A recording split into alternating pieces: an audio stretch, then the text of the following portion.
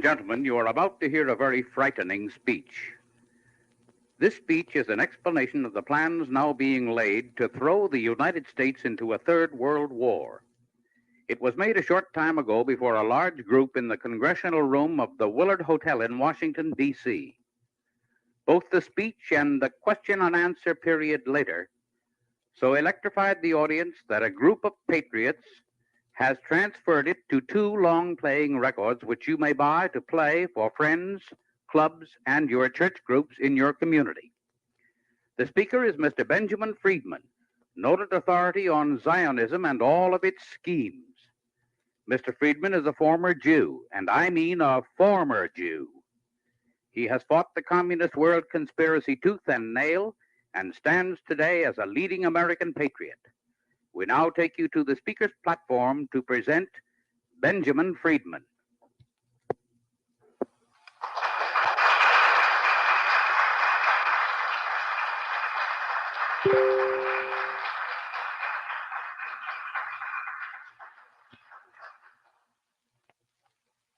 What I intend to tell you tonight is something that you have never been able to learn from any other source. And what I tell you now concerns not only you, but your children and the survival of this country and Christianity. I'm not here just to dish up a few facts to send up your blood pressure, but I'm here to tell you things that will help you preserve what you consider the most sacred thing in the world, the liberty and the freedom and the right to live as Christians, where you have a little dignity and a little right to pursue the things that your conscience tells you are the right thing as Christians. Now, first of all, I'd like to tell you that on August 25th, 1960, that was shortly before election, Senator Kennedy, who is now the President of the United States, went to New York and delivered an address to the Zionist Organization of America. In that address, to reduce it to its briefest form, he stated that he would use the armed forces of the United States to preserve the existence of the regime set up in Palestine by the Zionists, who are now in occupation of that area. In other words, Christian boys are going to be yanked out of their homes, away from their families, and sent abroad to fight in Palestine against the Christian and Muslim Arabs who merely want to return to their homes. And these Christian boys are going to be asked to shoot to kill these innocent people who only want to follow out 15 resolutions passed by United Nations in the last 12 years, calling upon the Zionists to allow these people to return to their homes. Now, when the United States troops appear in the Middle East to fight with the Zionists as their allies to prevent the return of these people who were evicted from their homes in the 1948 armed insurrection by the Zionists who were transplanted there from Eastern Europe, when that happens, the United States will trigger World War III. You say, when will that take place? The answer is as soon as the difficulties between France and Algeria have been settled, that will take place. As soon as France and Algeria have settled their difficulties and the Arab world or the Muslim world have no more war on their hands with France, they are going to move these people back into their homes. And when they do that, and President Kennedy sends your sons to fight over there to help the crooks hold on to what they stole from innocent men, women, and children, we will trigger World War III. And when that starts, you can be sure we cannot emerge from that war a victor. We are going to lose that war because there is not one nation in the world that will let one of their sons fight with us for such a cause. I know and speak to these ambassadors in Washington and at United Nations, and of the 99 nations there, I've consulted with maybe 70 of them, and when we go to war in Palestine to help the thieves retain possession of what they have stolen from these innocent people, we're not going to have a man there to fight with us as our allies. And who will these people have supporting them, you ask? Well, 4 days after President Kennedy, or he was then Senator Kennedy, made that statement, on August 28, 1960, the Arab nations called a meeting in Lebanon, and there they decided to resurrect or reactivate the government of Palestine, which has been dormant more or less since the 1948 armed insurrection by the Zionists. Not alone that, they ordered the creation of a Palestinian army, and there are now drilling maybe 500,000 soldiers in that area of the world to lead these people back to their homes. With them, they have as their allies all the nations of what is termed the Bandung Conference group. That includes the Soviet Union and every Soviet Union satellite. It includes Red China. It includes every independent country in Asia and Africa, or 80% of the world's total population. 80% of the world's population, 4 out of 5 human beings on the face of the earth will be our enemies at war with us.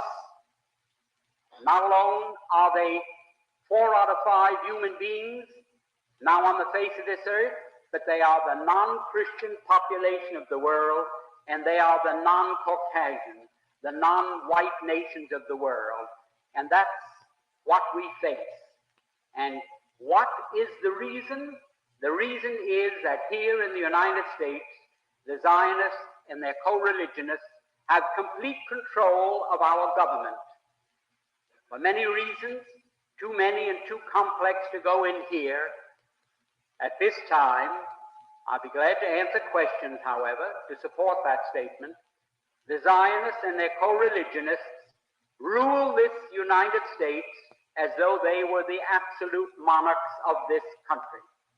Now you say, well, that's a very broad statement to make, but let me show what happened while you were, I don't want to wear that out. Let me show you what happened while we were all asleep. I'm including myself with you. We were all asleep. What happened? World War I broke out in the summer of 1914. 1914 was the year in which World War I broke out. There are a few people here my age who remember that. Now, that war was waged on one side by Great Britain, France, and Russia, and on the other side by Germany, Austria-Hungary, and Turkey. What happened? Within 2 years, Germany had won that war. Not alone won it nominally, but won it actually. The German submarines, which were a surprise to the world, had swept all the convoys from the Atlantic Ocean, and Great Britain stood there without ammunition for her soldiers, stood there with 1 week's food supply facing her, and after that, starvation. At that time, the French army had mutinied. They lost 600,000 of the flower of the French youth in the defense of Verdun on the Somme. The Russian army was defecting. They were picking up their toys and going home. They didn't want to play war anymore. They didn't like the Tsar. And the Italian army had collapsed. Now, Germany, not a shot had been fired on the German soil. Not an enemy soldier had crossed the border into Germany. And yet, here was Germany offering England peace terms. They offered England a negotiated peace on what the lawyers call a status quo ante basis. That means let's call the war off and let everything be as it was before the war started. Well, England in the summer of 1916 was considering that seriously. They had no choice. It was either accepting this negotiated peace that Germany was magnanimously offering them, or going on with the war and being totally defeated. While that was going on, the Zionists in Germany, who represented the Zionists from Eastern Europe, went to the British War Cabinet, and I'm going to be brief because this is a long story, but I have all the documents to prove any statement that I make. If anyone here is curious or doesn't believe what I'm saying is at all possible. The Zionists in London went to the British War Cabinet and they said, look here, you can yet win this war. You don't have to give up. You don't have to accept a negotiated peace offered to you now by Germany. You can win this war if the United States will come in as your ally. The United States was not in the war at that time. We were fresh, we were young, we were rich, we were powerful. And they told England, we will guarantee to bring the United States into the war as your ally, to fight with you on your side, if you will promise us Palestine after you win the war. In other words, they made this deal. We will get the United States into this war as your ally. The price you must pay us is Palestine after you have won the war and defeated Germany, Austria-Hungary, and Turkey. Now, England had as much right to promise Palestine to anybody as the United States would have to promise Japan to Ireland for any reason whatsoever. It's absolutely absurd that Great Britain, that never had any connection or any interest or any right in what is known as Palestine, should offer it as coin of the realm to pay the Zionists for bringing the United States into the war. However, they made that promise in October of 1916. October 1916. And shortly after that, I don't know how many here remember it, the United States, which was almost totally pro-German, because the newspapers here were controlled by Jews, the bankers were Jews, all the media of mass communications in this country were controlled by Jews, and they were pro-German because their people, in a majority of cases, came from Germany, and they wanted to see Germany lick the Tsar. The Jews didn't like the Tsar, and they didn't want Russia to win this war. So the German bankers, the German Jews, Kuhn Loeb, and the other big banking firms in the United States refused to finance France or England to the extent of $1. They stood aside and they said, as long as France and England are tied up with Russia, not 1 cent. But they poured money into Germany. They fought with Germany against Russia, trying to lick the Tsarist regime. Now, those same Jews, when they saw the possibility of getting Palestine, they went to England and they made this deal. At that time, everything changed, like the traffic light that changes from red to green, where the newspapers had been all pro-German, where they'd been telling the people the difficulties that Germany was having fighting Great Britain commercially and in other respects. All of a sudden, the Germans were no good. They were villains. They were Huns. They were shooting Red Cross nurses. They were cutting off babies' hands, and they were no good. Well, shortly after that, Mr. Wilson declared war on Germany. The Zionists in London sent these cables to the United States, to Justice Brandeis, go to work on President Wilson. We're getting from England what we want. Now you go to work, and you go to work on President Wilson and get the United States into the war. And That did happen. That's how the United States got into the war. We had no more interest in it. We had no more right to be in it than we have to be on the moon tonight instead of in this room. Now, the war, World War I, in which the United States participated, had absolutely no reason to be our war. We went in there, we were railroaded into it. If I can be vulgar, we were suckered into that war merely so that the Zionists of the world could obtain Palestine. Now, that is something that the people in the United States have never been told. They never knew why we went into World War I. Now, what happened? After we got into the war, the Zionists went to Great Britain and they said, well, we performed our part of the agreement. Let's have something in writing that shows that you are going to keep your bargain and give us Palestine after you win the war, because they didn't know whether the war would last another year or another 10 years. So they started to work out a receipt. The receipt took the form of a letter, and it was worded in very cryptic language so that the world at large wouldn't know what it was all about. And that was called the Balfour Declaration. The Balfour Declaration was merely Great Britain's promise to pay the Zionists what they had agreed upon as a consideration for getting the United States into the war. So this great Balfour Declaration that you hear so much about is just as phony as a $3 bill, and I don't think I can make it more emphatic than that. Now, that is where all the trouble started. The United States was in the war. The United States crushed Germany. We went in there, and it's history. You know what happened. Now, when the war was ended, and the Germans went to Paris, to the Paris Peace Conference in 1919, there were 117 Jews there as a delegation representing the Jews, headed by Bernard Baruch. I was there, I ought to know. Now, what happened?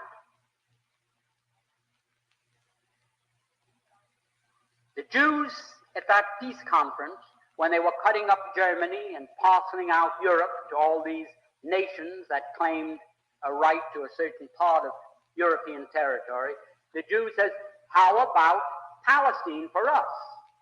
And they produced, for the first time, to the knowledge of Germans, this Balfour Declaration. So the Germans, for the first time, realized, oh, that was the game. That's why the United States came into the war. And the Germans, for the first time, realized that they were defeated. They suffered this terrific reparations that was slapped onto them because the Zionists wanted Palestine, and they were determined to get it at any cost. Now, that brings us up to another very interesting point. When the Germans realized this, they naturally resented it. Up to that time, the Jews had never been better off in any country in the world than they had been in Germany. You had Mr. Rosenow there, who was maybe 100 times as important in industry and finance as Bernard Baruch in this country. You had Mr. Ballin, who owned the two big steamship lines, the North German Lloyd and the Hamburg American line, thank you. You had Mr. Bleichschroeder, who was the banker for the Hohenzollern family. You had the Warburgs in Hamburg, who were the big merchant bankers, the biggest in the world. The Jews were doing very well in Germany. No question about that. Now, the Germans felt, well, that was quite a sellout. It was a sellout that I can best compare. Suppose the United States was at war today with the Soviet Union, and we were winning. And we told the Soviet Union, Well, let's quit. We offer you peace terms. Let's forget the whole thing. And all of a sudden, Red China came into the war as an ally of the Soviet Union. And throwing them into the war brought about our defeat, a crushing defeat, with a reparations the likes of which man's imagination cannot encompass.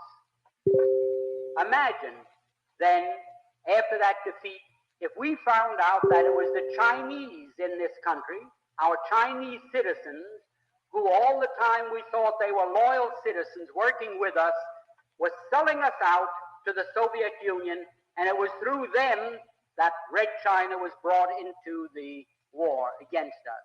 How would we feel in the United States against Chinese? I don't think one of them would dare show his face on any street. There wouldn't be lampposts enough convenient to take care of them. Imagine how we would feel. Well, that's how the Germans felt towards these Jews.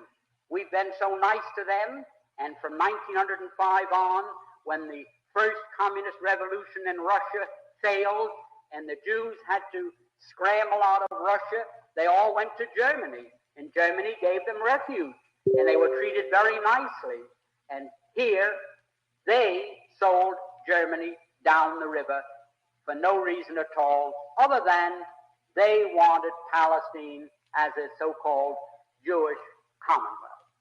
Now, Nahum, Sokolow, all the great leaders, the big names that you read about in connection with Zionism today, they, in 1919, 1920, 21, 22, and 23, they wrote in all their papers, and the press was filled with their statements, that the feeling against the Jews in Germany is due to the fact that they realized that this great defeat was brought about by our intercession and bringing the United States into the war against them.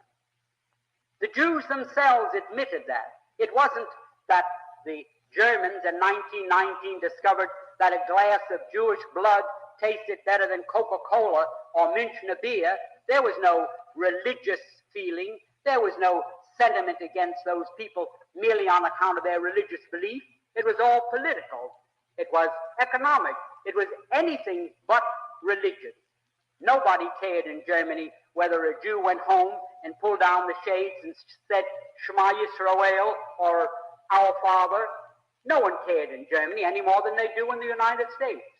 Now, this feeling that developed later in Germany was due to one thing, that the Germans held the Jews responsible for their crushing defeat for no reason at all, because World War I was started against Germany for no reason for which they were responsible. They were guilty of nothing, only of being successful. They built up a big navy. They built up world trade.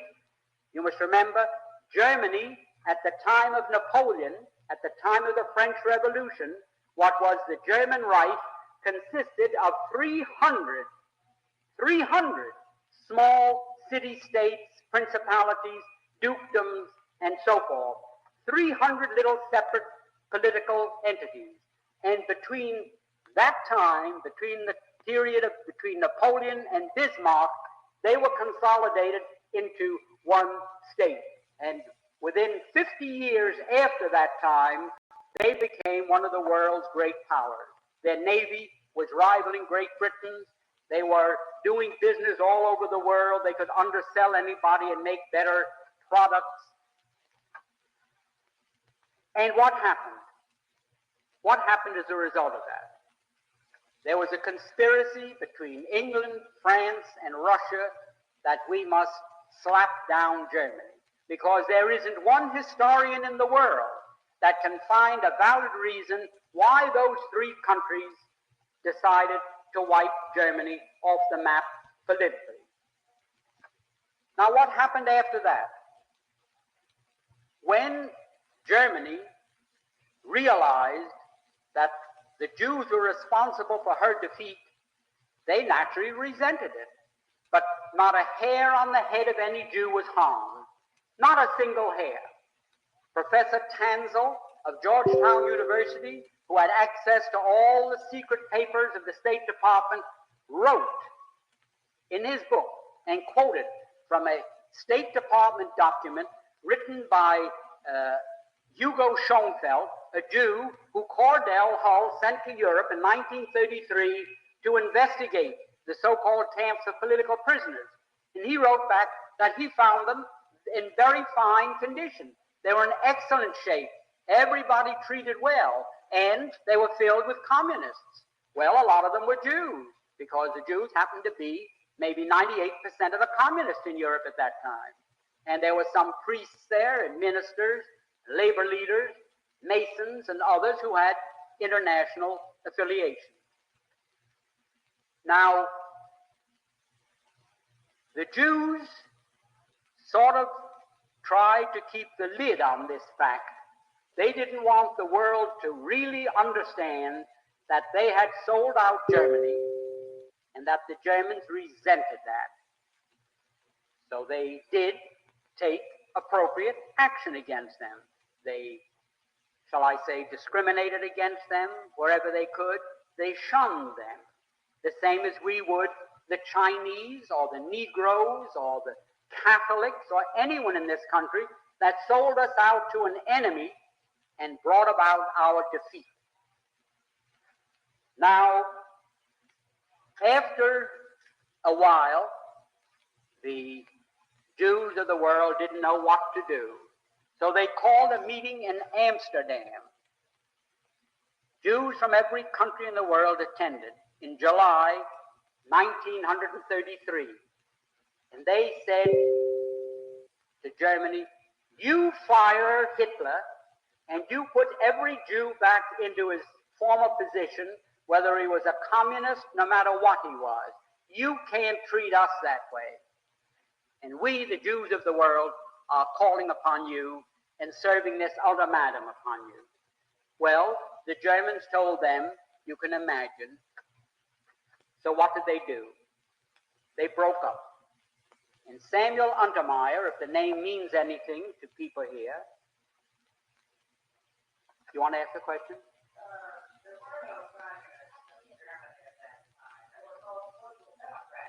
Well, I don't want to go by what they were called. We're now using English words, and what they were called in Germany is not very material, but they were communists because in 1917, the communists took over Germany for a few days.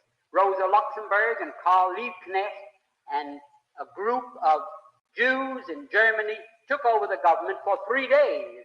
In fact, when the Kaiser ended the war, he fled to Holland because he thought the communists were going to take over Germany as they did Russia, and that he was going to meet the same fate that the Tsar did in Russia.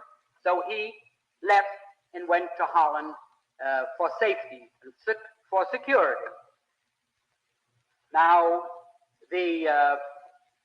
at that time, when the communist threat in Germany was quashed, it was quiet, the Jews were working still, trying to get back into their former status, and the Germans fought them in every way they could without hurting a hair on anyone's head. The same as one group, the prohibitionists, fought the people who were interested in liquor, and they didn't fight one another with pistols. They did it every way they could. Well, that's the way they were fighting the Jews in Germany. And at that time, mind you, there were 80 to 90 million Germans, and there were only 460,000 Jews. Less than 1/2 of 1% of the population of Germany were Jews. And yet, they controlled all the press, they controlled most of the economy, because they had come in and with cheap money, you know the way the mark was devalued, they bought up practically everything.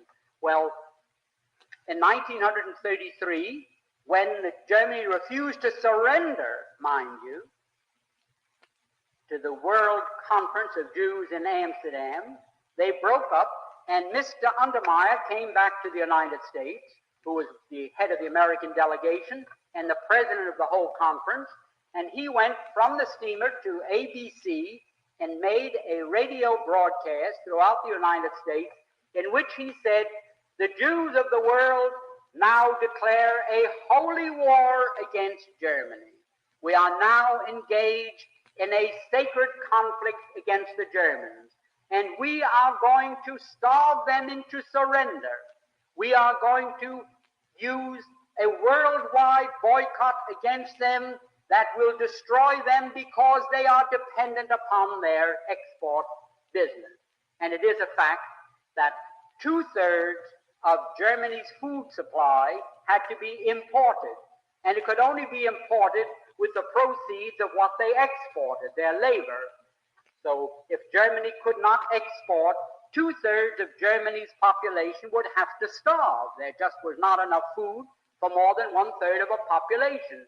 Now, in this declaration, which I have here, it was printed and a whole page, in the New York Times on August 7th, 1933, Mr. Samuel Untermeyer boldly stated that this economic boycott is our means of self-defense.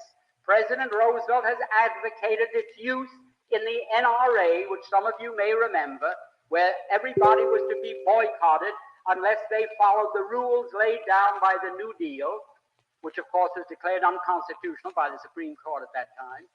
Nevertheless, the Jews of the world declared a boycott against Germany, and it was so effective that you couldn't find one thing in any store anywhere in the world with the words "Made in Germany" on it.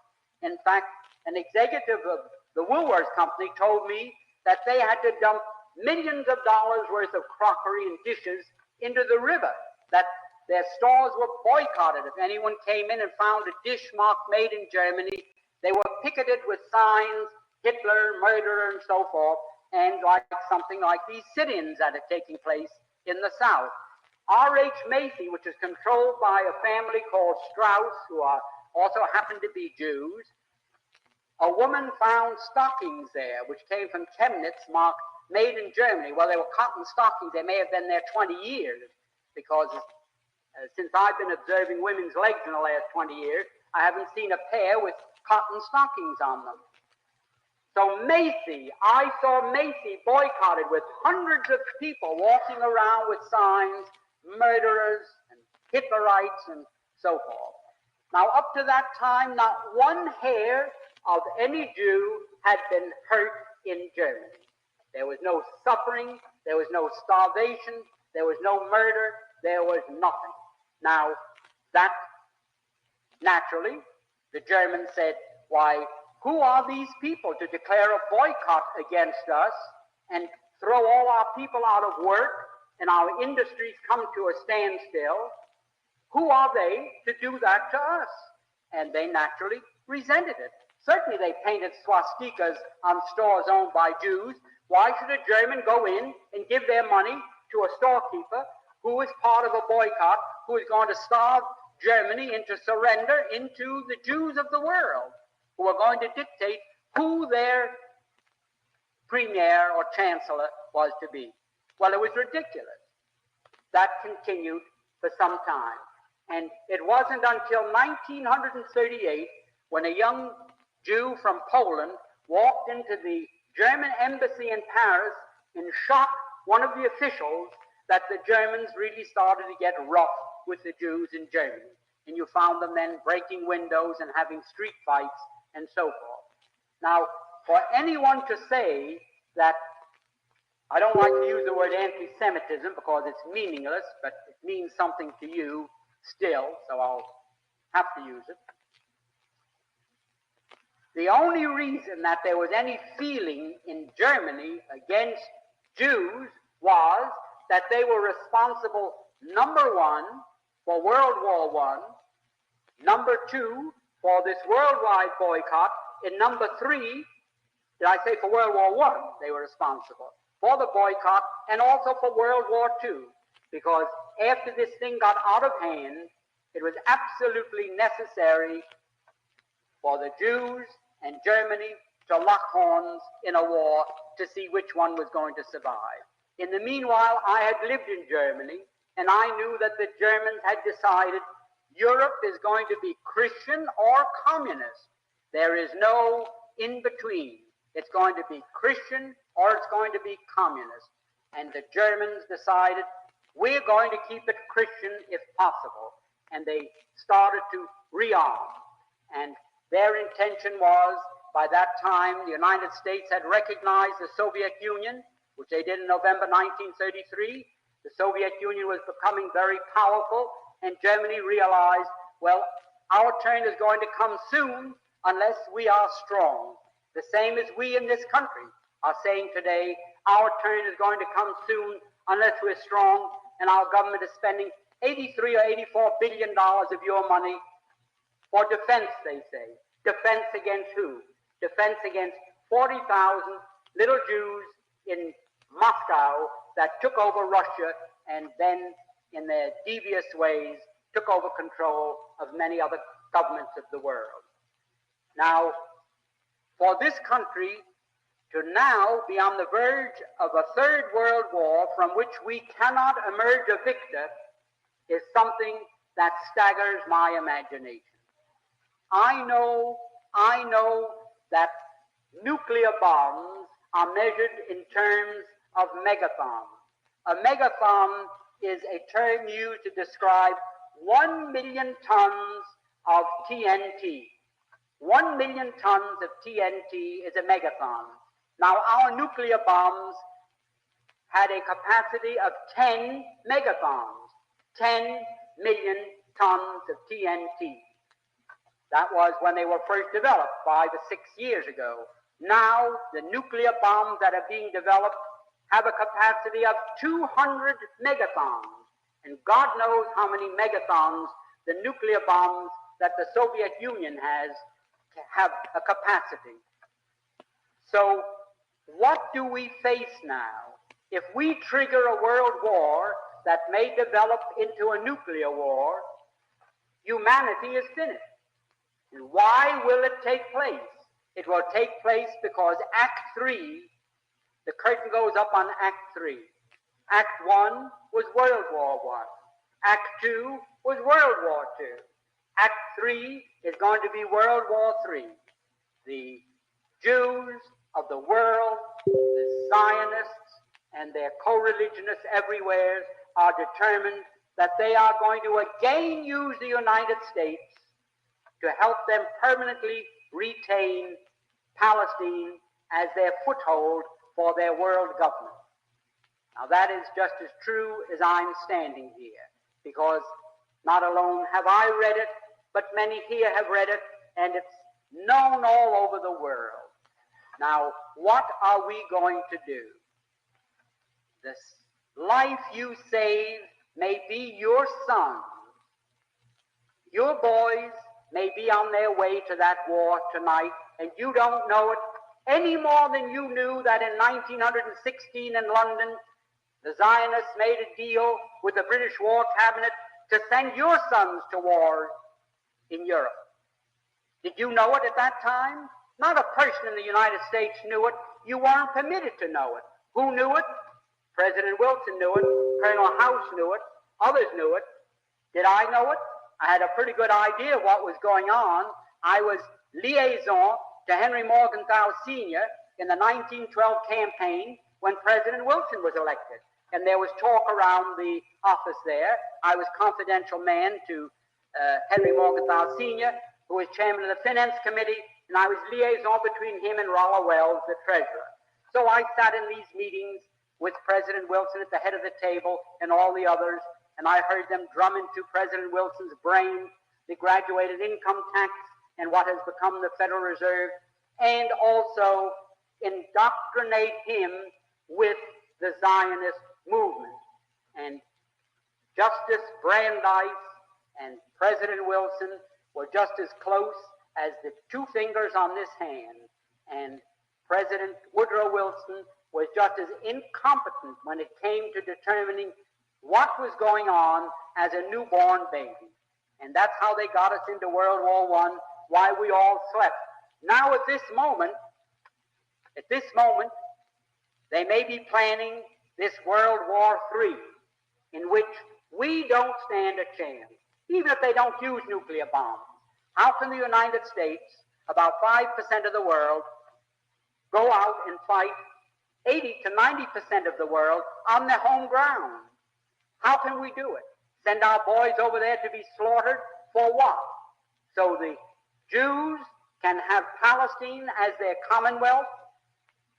They fooled you so much that you don't know whether you're coming or going. Now, any judge, when he charges a jury, says, gentlemen, any witness that you find has told a single lie, you can disregard all his testimony. That is correct. I don't know from what states you come, but in New York State, that is the way the judge addresses a jury.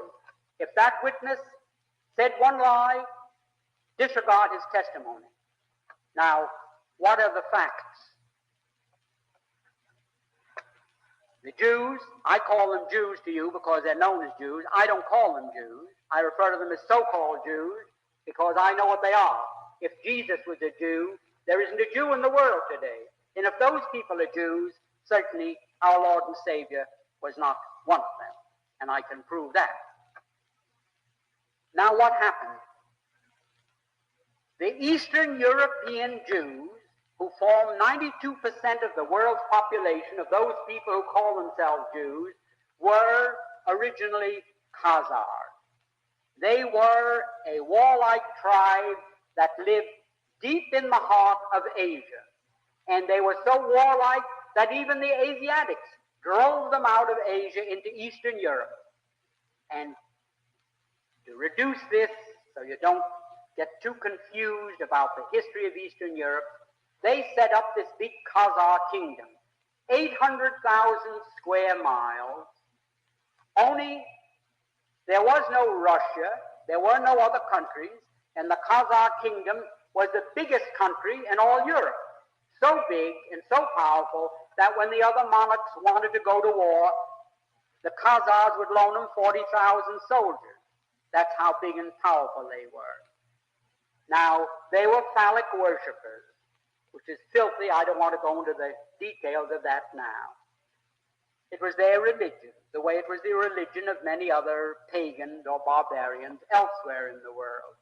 Now, the king became so disgusted with the degeneracy of his kingdom that he decided to adopt a so-called monotheistic faith, either Christianity, Islam, the Muslim faith, or what is known today as Judaism, really Talmudism.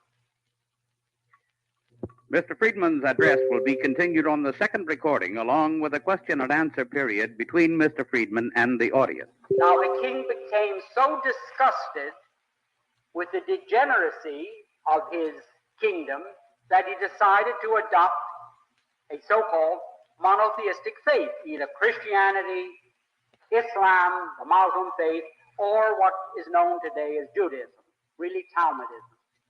So, like spinning a top, he said, eeny, meeny, miny, mo, and he picked out so-called Judaism. And that became the state religion, and he sent down to the Talmudic schools of Tel and Surah, and brought up thousands of these rabbis with their teachings, and he opened up synagogues and schools in his kingdom of 800,000 people, 800,000 square miles, and maybe 10 to 20 million people, and they became what we call Jews.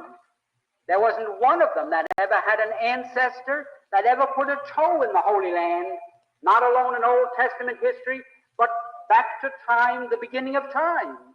Not one of them.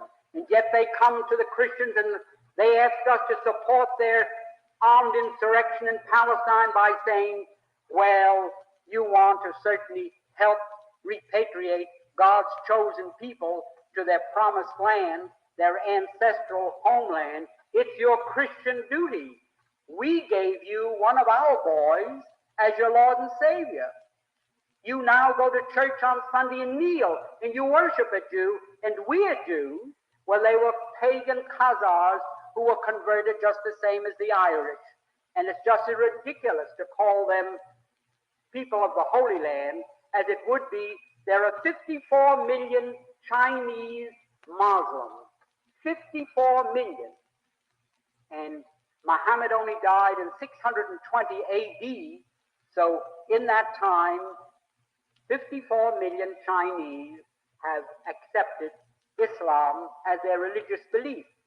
Now imagine in China, 2,000 miles away from Arabia, where the city of Mecca is located, where Muhammad was born, imagine if the 54 million Chinese called themselves Arabs. Imagine. Why, you'd say they're lunatics. Any man that believes that those 54 million Chinese are Arabs must be crazy. All they did was adopt as a religious faith a belief that had its origin in Mecca, in Arabia. The same as the Irish. When the Irish became Christians, nobody dumped them in the ocean and imported from the Holy Land a new crop of inhabitants that were Christians. They had Christian flesh and blood. They weren't different people. They were the same people, but they had accepted Christianity as their religious faith.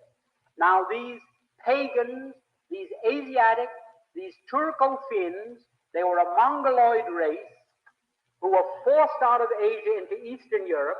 They likewise, because their king took the faith, this Talmudic faith, they had no choice. Just the same as in Spain. If the king was Catholic, everybody had to be a Catholic. If not, you had to get out of Spain. So everybody, they lived on the land just like the trees in the bushes. A human being belonged to the land under that feudal system.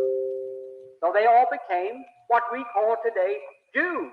Now imagine how silly it was for the Christians, for the great Christian countries of the world to say, we're going to use our power, our prestige, to help repatriate God's chosen people to their ancestral homeland, their promised land.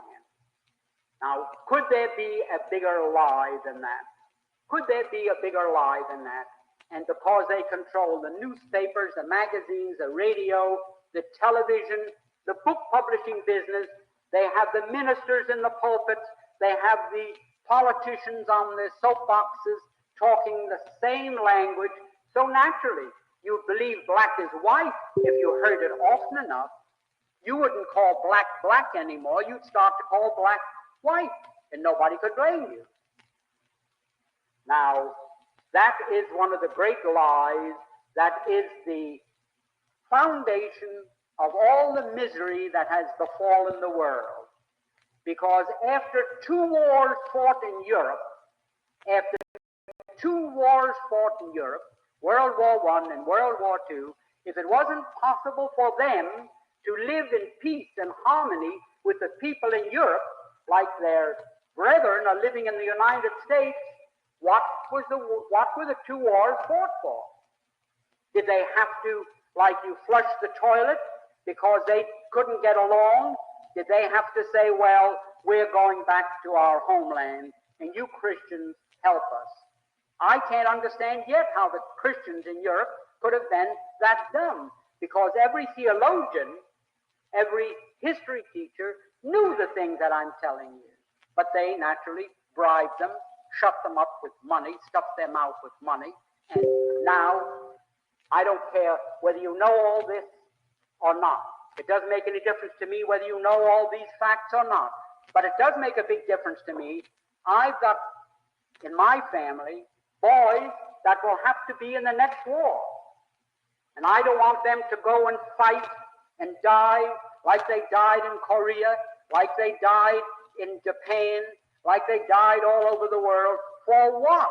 To help crooks hold on to what they stole from innocent people who had been in peaceful possession of that land, those farms, those homes, for hundreds and maybe thousands of years? Is that why the United States must go to war? Because the Democratic Party wants New York State, the electoral votes, Illinois, the electoral votes, in Pennsylvania, the electoral votes, which are controlled by the Zionists and their co-religionists, the balance of power. In New York City, there are 400,000 members of the Liberal Party, all Zionists and their co-religionists. And New York State went for Kennedy by 400,000 votes. Now, I don't blame Mr. Kennedy. I'm fond of Mr. Kennedy. I think he's a great man. I think he can really pull us out of this trouble if we get the facts to him. And I believe he knows a great deal more than his appointments indicate he knows. He's playing with the enemy. Like when you go fishing, you've got to play with the fish. Let him out and pull him in, and let him out and pull him in. But knowing Mr. Kennedy's father and how well informed he is on this whole subject and how close Kennedy is to his father, I don't think Mr. Kennedy is totally in the dark.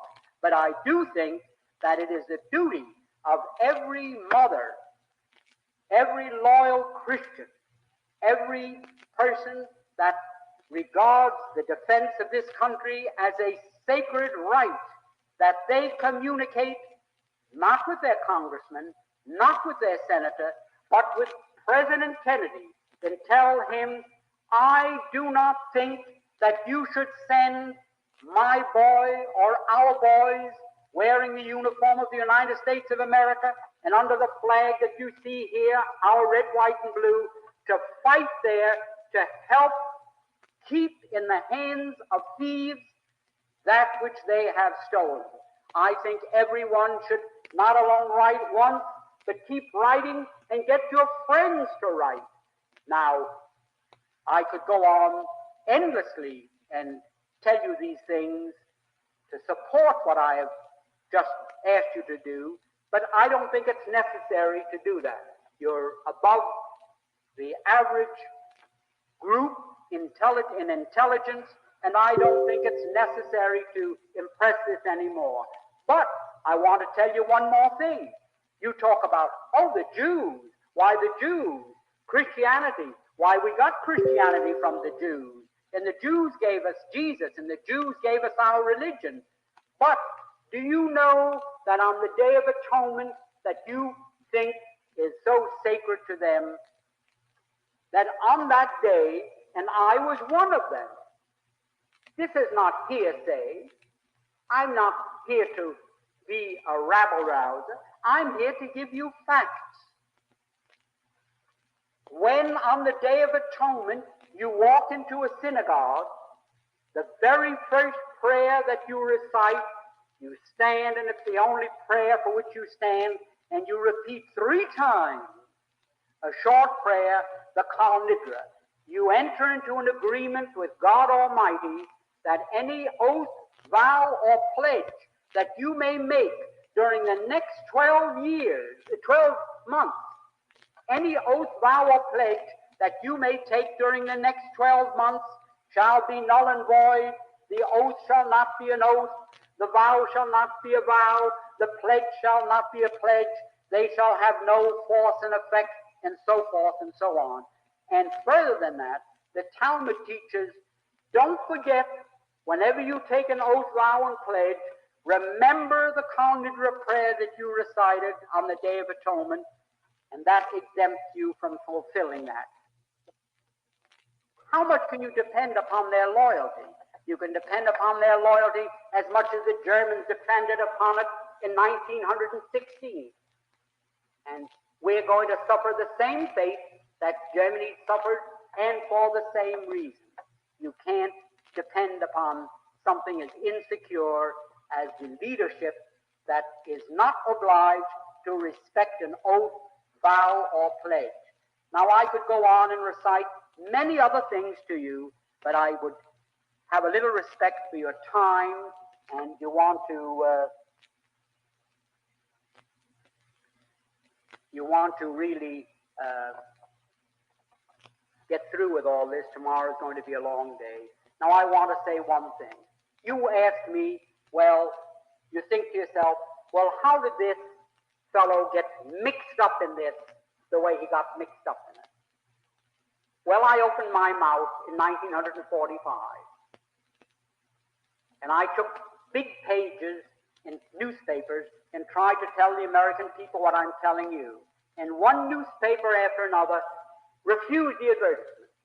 And when I couldn't find a newspaper to take them, I paid cash, not credit. What happened? My lawyer told me, Well, there's an editor over in Jersey with a paper. He'll take your announcement. So I was brought together with Mr. McGinley, and that's how I met him. So somebody told me, the lawyer who introduced me, who was the son of the dean of the Methodist bishops, he said, well, I think he's a little anti-Semitic. I don't know whether I can get him over here. So he brought him over to my apartment, and we hit it off wonderfully and have since then. Now, I say this, and I say it without any qualification, I say it without any reservation, and I say it without any hesitation. If it wasn't for the work that Mr. Conde McGinley did with common sense, he's been sending out from 1,800,000 to 2 million every year. If it wasn't the work that he'd been doing, sending those out for 15 years now, we would already be a communist country. Nobody has done what he did to light fires. Many of the other active persons in this fight learned all about it for the first time through common sense. Now, I have been very active in helping him all I could. I'm not as flush as I was. I cannot go on spending the money. I'm not going to take up a collection, don't worry. I see 5 people getting up to leave. I haven't got the money that I used to spend. I used to print 250,000 of them out of my own pocket and send them out. Mr. McGinley, when I first met him, had maybe 5,000 printed and circulated them locally.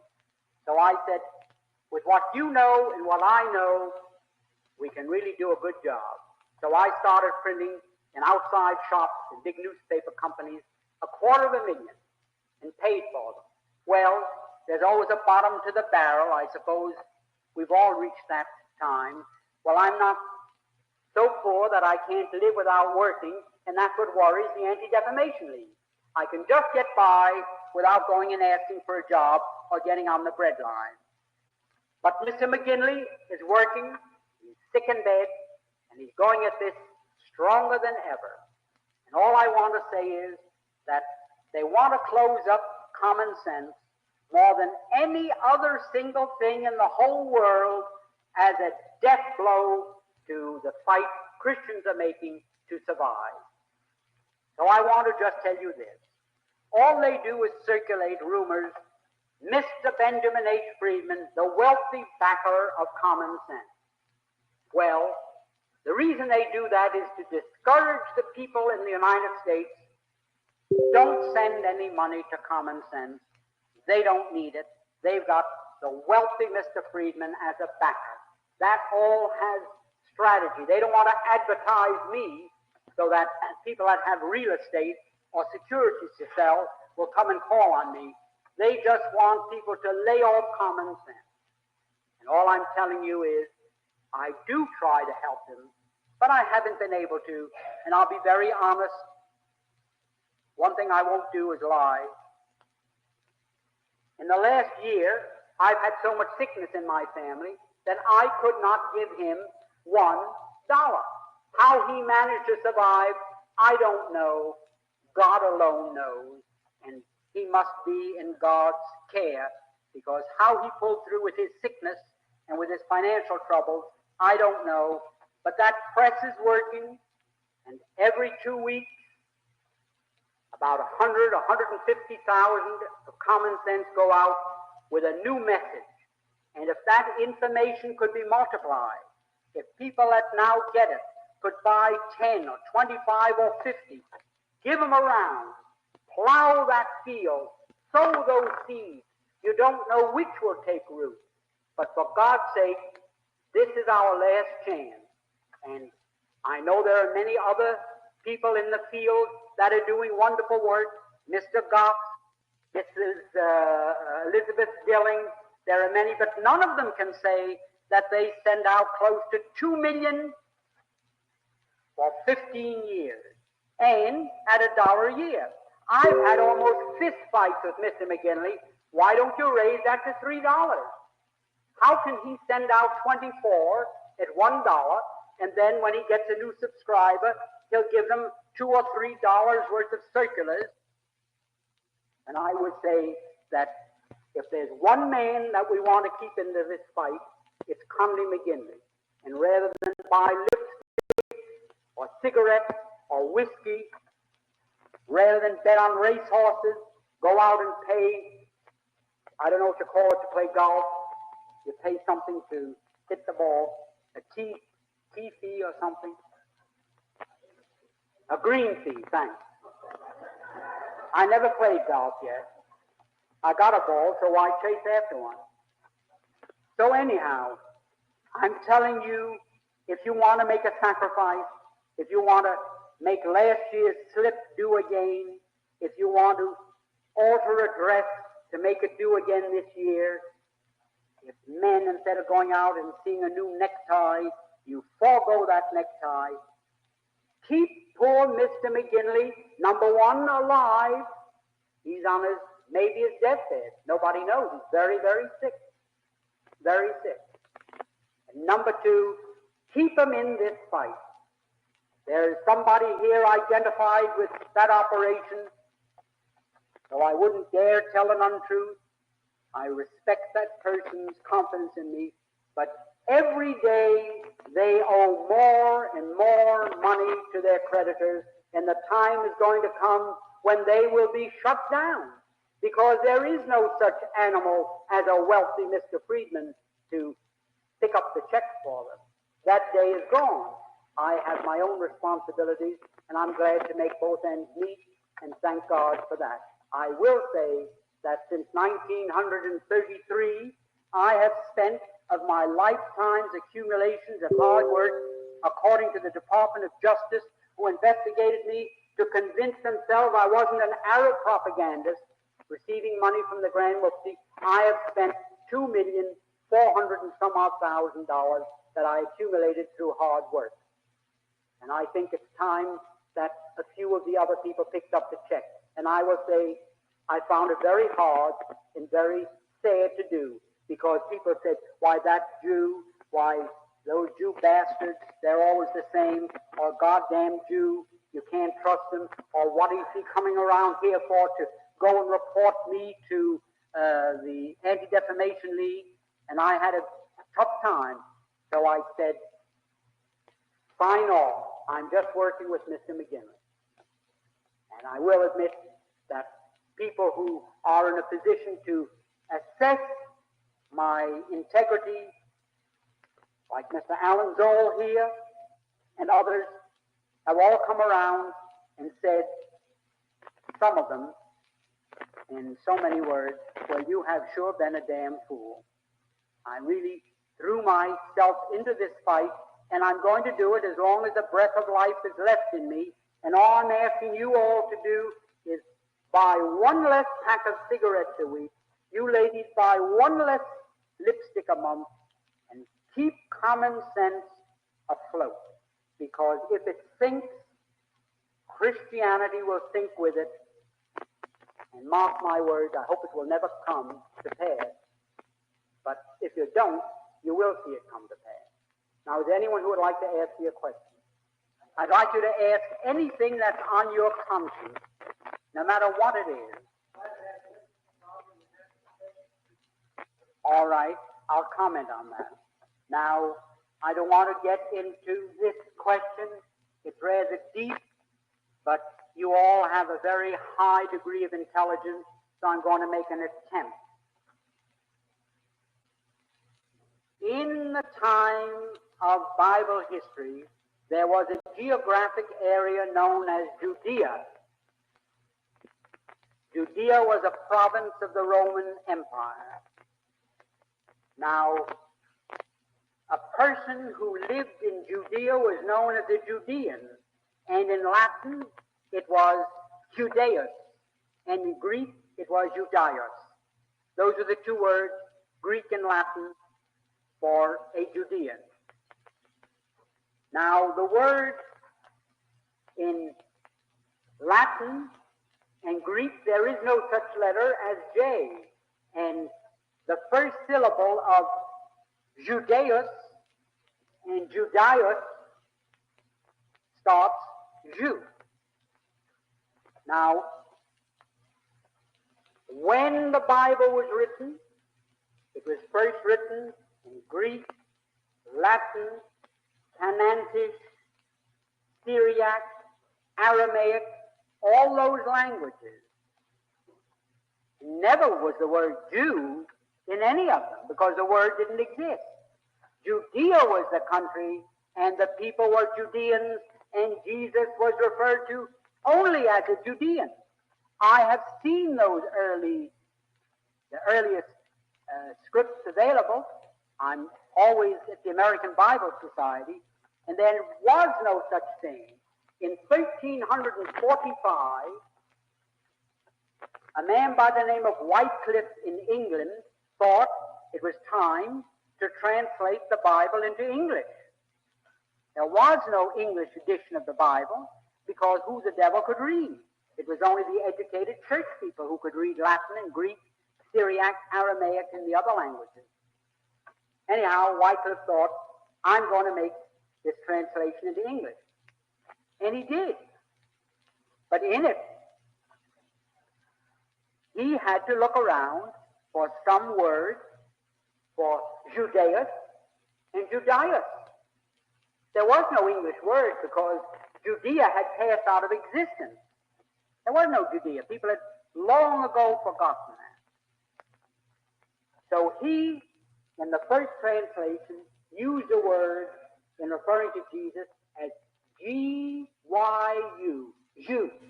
The first translation of the Bible, of the Scriptures into English, Jesus was referred to as G-Y-U, Jew. There was no printing press.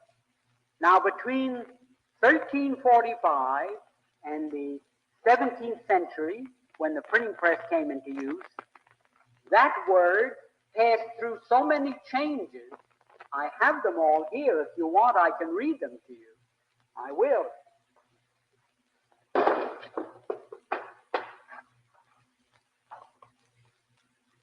That word, Jew, which was in the Wycliffe's Bible, became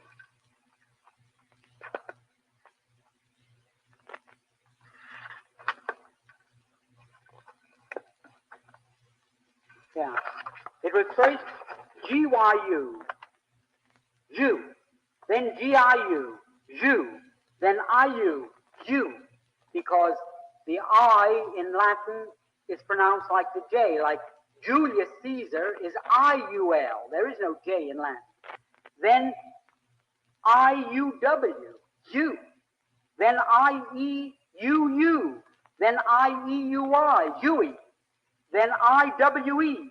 Then I-O-W. Then I-E-W-E, all in Bible as time went on. Then I-E-U-E. Then I-U-E. Then I-V-E. Then I-E-W. And finally, in the 18th century, J-E-W, Jew. All the corrupt and contracted form for Judaeus and Judaeus in Latin. Now, there was no such thing as Jew, and any theologian, I've lectured in maybe 20 of the most prominent theological seminaries in this country, and 2 in Europe, there was no such word as Jew. There only was Judea, and Jesus was a Judean. And the first English use of a word in an English Bible to describe him was G-Y-U, Jew, a contracted and shortened form of Judaeus. Just the same as we call a lab for laboratory, and we call a pram for a perambulator, and gas for gasoline. There's a tendency to shorten up. So who in England knew if you put out in spelling Judaeus or Judaeus, the English, there were no public schools, people didn't know how to read it. They wouldn't know what it was. It looked like a scrambled alphabet. So they made a short word out of it. Like in England, they call a public house, which is a bar in our country, a pub. Easy to remember and simple. Now, for a theologian to say that you can't harm the Jews is just ridiculous, because I'd like to know where in the Scriptures it says that. I'd like to know the text. But now they say in Germany, look at what happened to Germany for touching the Jews. What would you, as a citizen of the United States, do to people that did to you what the so-called Jews, the Polacks and Litvaks and Galicianers, they weren't Jews, as I just explained to you. They were Eastern Europeans who'd been converted to Talmudism. There was no such thing as Judaism. Judaism was a name given in recent years to this religion known in Bible history as Torah Piava. No Jew or no educated person ever heard of Judaism. It didn't exist. They pulled it out of the air, a meaningless word, just like anti-Semitic. The Arabs are the Semites, and the Christians go around talking about people who don't like Jews as anti-Semites, and they call all the Arabs anti-Semites, the only Semites in the world of the Arabs. There isn't one Jew who's a Semite. They're all Turco-Fin Mongoloids, the Eastern European Jews. So they brainwash the public, and if you will invite me to meet this reverend who told you these things, I'll convince him, and it'll be one step in the right direction, and I'll go wherever I have to go to meet him. Yes, ma'am. Well, I can answer that. First of all, your first premise is wrong. Your first premise is wrong. That all the Jews are loyal to each other. Because the Eastern European Jews outnumber all the rest by so many that they create the impression that they are the Jewish race, that they are the Jewish nation, that they are the Jewish people, and the Christians swallow it like a cream puff. But in 1844, the German rabbis called a conference of rabbis from all over the world for the purpose of abolishing the Kal Nidra from the Day of Atonement religious ceremony. And they called in all these rabbis. And in Brunswick, Germany, where that was held in 1844, there was almost a terrific riot, a civil war, while the Eastern Europeans said, what the hell, we should give up Kal Nidra? That gives us our grip on our people. We give them a franchise so that they can tell the Christians, go to hell, we'll make any deal you want, but they don't have to carry it out. That gives us our grip on our people. So they're not so united. And if you knew the feeling that exists, now I'll also show you from an official document by the man responsible for we baptized this way, that here is a paper that we obtained from the archives of the Zionist organization in New York City, and in it is the manuscript by Sir James A. Malcolm, who, on behalf of the British cabinet, negotiated the deal with the Zionists. And in here he says that all the Jews in England were against it. The Jews that had been there for years, the Sephardics, those that had Portuguese and Spanish and Dutch ancestors, who were monotheists and believed in that religious belief, while these Eastern European Jews were still running around in the heart of Asia. And then they came into Europe. But they had no more to do with them than, can you talk about a Christian race or a Christian religion? Or are the Christians united? Well, the same disunity exists amongst the Jews. And I'll show you in this same document that when they went to France to try and get the French government to back that Zionist adventure, there was only one Jew in France who was for it, that was Rothschild. And they did it because they were interested in the oil and the Suez Canal. Do you know why? Do you know why? Because if they don't, they're dead ducks. They come around and they tell you how much you must give. And if you don't, oh, you're anti-Semitic. Then none of their friends will have anything to do with them. And they start a smear campaign, and you've got to give. In New York City, in the Garment Center, there are 12 manufacturers in the building, And when the drive is on to sell Israel bonds, the United Jewish Drive, they put a big scoreboard with the names of the firms, and opposite them, as you make the amount they put you down for, they put a gold star. And the buyers are told, when you come into that building to call on someone and they haven't got a gold star, go up and tell them you won't buy from them until they have a gold star. Blasphemy. I don't know what else you can call it. Then what do they do? They tell you it's for humanitarian purposes, and they've sent maybe $8 billion to Israel, tax exempt, tax deductible. So if they hadn't sent that $8 billion to Israel, $7 billion of it would have gone into the United States Treasury as income tax. So what happened? That $7 billion deficit, that air pocket, the dumb Christians have to make up. They put a bigger tax on gas or bread or corporation tax. Somebody has to pay the housekeeping expenses for the government. So why do you let these people spend their money over there to buy guns, to drive people out of their ancient homeland, and you say, oh, well, the poor Jews, they have no place to go, and they're persecuted all their life. They've never been persecuted for religion. And I wish I had 2 rows of rabbis here to challenge me. Never once in all history have they been persecuted for their religion. Do you know why the Jews were driven out of England? You know they were.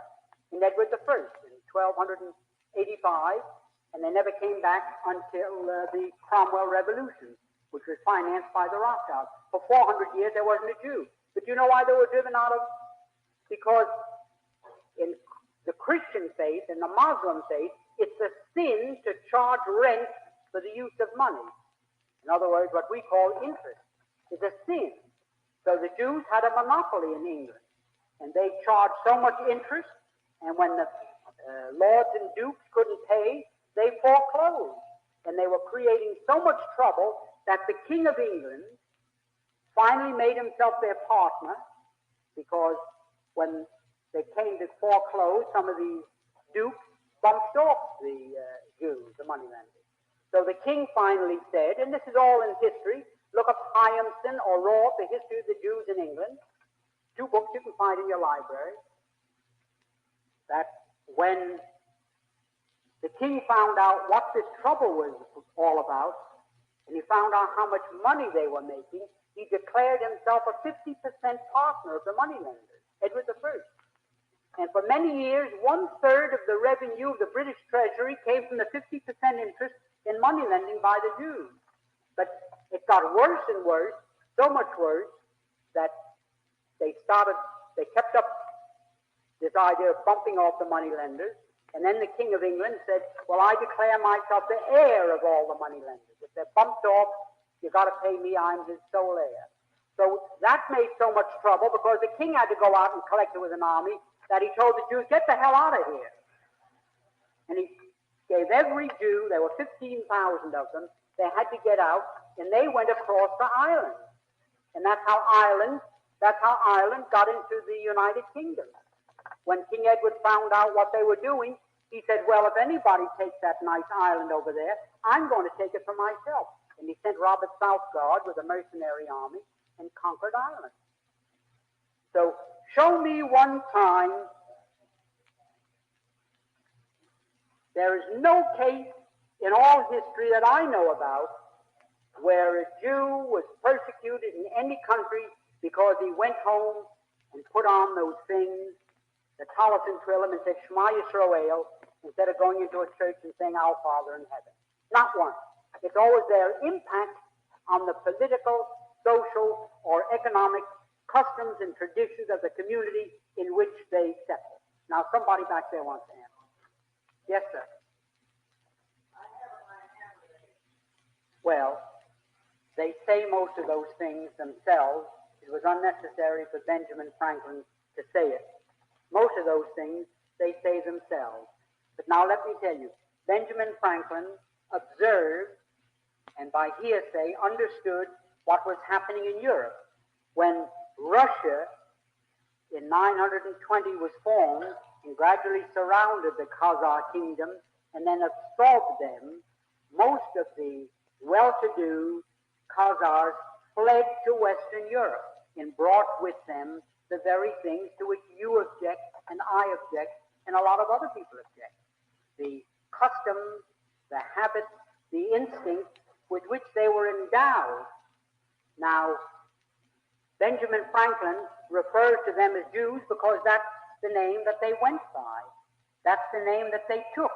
And the Christians, when they first heard that these people that were fleeing from Russia, who they were, that they had practiced this Talmudic faith, the Christians in Western Europe said, they must be the remnants of the lost 10 tribes. And Mr. Gress, the greatest historian amongst the Jews, says that. And he's probably as good an authority on that subject as there is.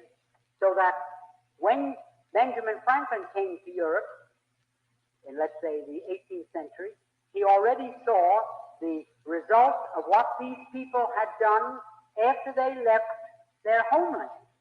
And every word of it is gospel. Every word of it. And they themselves say it. I can give you a half a dozen books that they've written in which they say that when they have money, they become tyrants, and when they become defeated, they become ruthless. They state it. They're only barbarians. They're the descendants of Asiatic Mongols, and they will do anything to accomplish their purpose. What right did they have to do? What right did they have to take over Russia the way they did? The Tsar had abdicated 10 months before that, or 9 months before that. There was no need for them. They were going to have a constitutional monarchy, but they didn't want that. And so when the constitutional monarchy was to assemble in November, they mowed them all down and established the Soviet Union. There was no need for that, but they thought now is the time. And if you will look in the Encyclopedia Britannica, under the word Bolshevism, you will find the 5 laws there that Lenin puts down for a successful revolution.